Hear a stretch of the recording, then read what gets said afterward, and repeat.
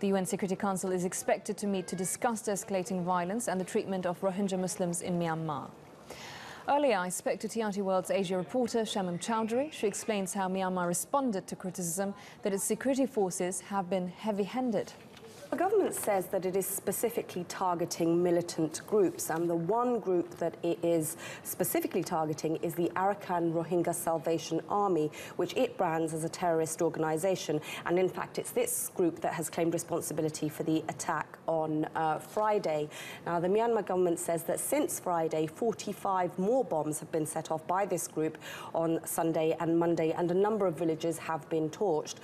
It says that it can't distinguish between these militants and civilians because they are holding themselves up in residential areas and mosques. But the widespread views, the widespread comments among the Rohingya people who have been able to speak is that the government itself isn't making any kind of, the security forces aren't making any kind of effort to at least try to distinguish between these groups.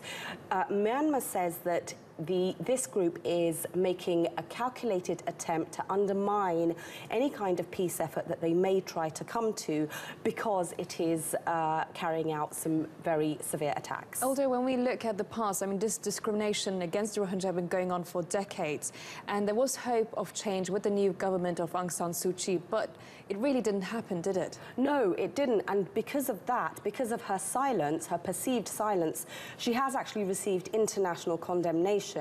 Now, she is saying that unless these militant groups are targeted, then there is no way forward. However, she hasn't allowed a UN investigative team into Rakhine province to carry out independent observations. She's rejected accusations by the UN that most likely crimes against humanity have been caused by her security forces. There is a widespread belief that she is actually being quite pragmatic on the whole issue. She has to, in order to ensure that she remains in power, because although she is now the leader of Myanmar, the army, which was in control for many, many years, holds a lot of clout. It holds a lot of power, and it's perceived that she fears that if they are unhappy with her coming out with comments that are too forthright, then she may be removed, and it will just set the whole democratic process back. So that is the reason that's given behind why she's being